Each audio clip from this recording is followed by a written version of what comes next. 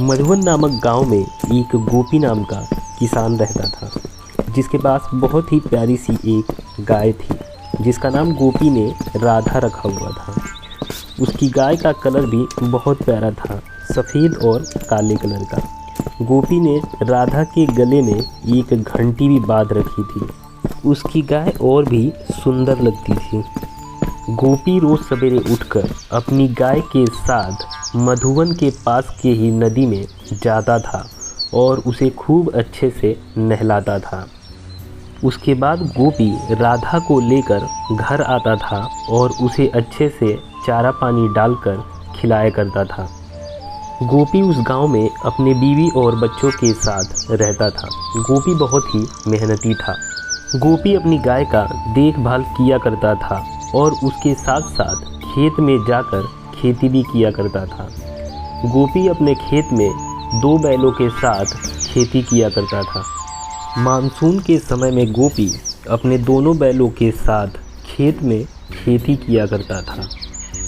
फसल का सीजन ख़त्म होने के बाद गोपी राधा की देखभाल किया करता था।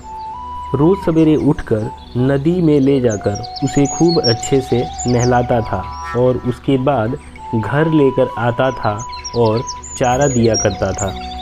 और उसके बाद बचे हुए समय में गोपी कुल्हाड़ी को लेकर जंगल की ओर जाता था और जंगल में पहुंचकर गोपी कुल्हाड़ी की मदद से सूखी लकड़ियों को काटता था और उसके बाद उन लकड़ियों को इकट्ठा करता था।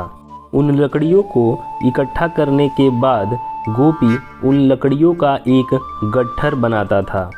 सूखी लकड़ियों का गट्ठर गोपी अपने सर पर रख लेता था और अपने घर लेकर चला जाता था। और अगले दिन उन लकड़ियों का गट्ठर गोपी अपने सर पर लेकर पास के ही मार्केट में जाता था और उन लकड़ियों को बेच देता था। उन लकड़ियों को बेचने के बाद गोपी को जो पैसे मिलते थे, उन पैसों से गोपी उसी मार्केट से अपने घर का ज़रूरी सामान, फल और सब्जियां खरीद लेता था और उन्हें लेकर अपने घर आ जाता था।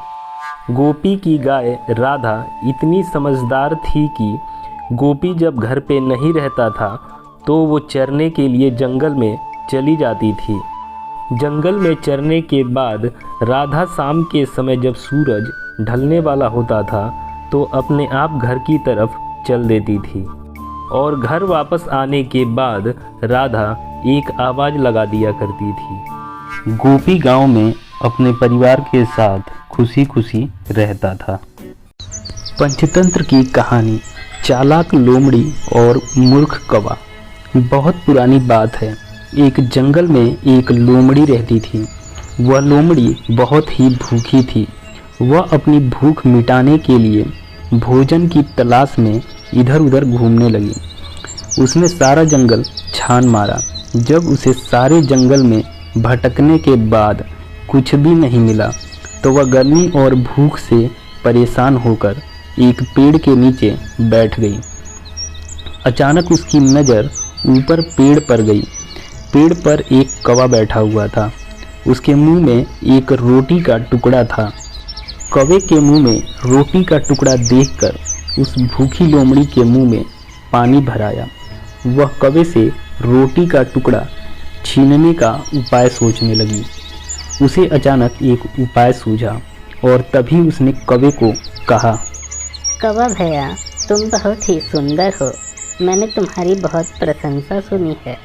सुना है कि तुम गीत बहुत अच्छा गाते हो। तुम्हारी सुरीली और मधुर आवाज़ के सभी दीवाने हैं। क्या तुम मुझे गीत सुनाओगे?